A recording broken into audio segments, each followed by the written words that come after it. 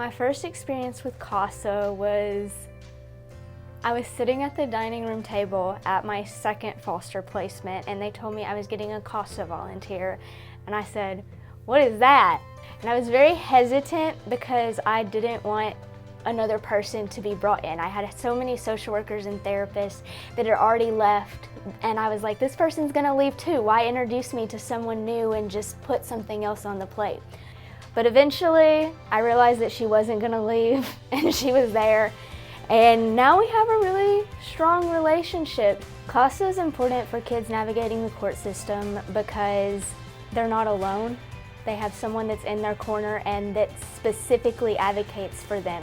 She has overcome some obstacles that I couldn't even imagine dealing with as a teenager. Those teenage years are always hard, and I can't imagine what I would have done had I been given the same circumstances she had.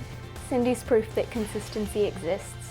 She came over and took prom pictures with me before prom. She was at my high school graduation. Not only was she at my wedding, but the day probably wouldn't have been possible without her. She helped set up, take down, everything. And now there's a baby on the way, and she's an honorary grandma.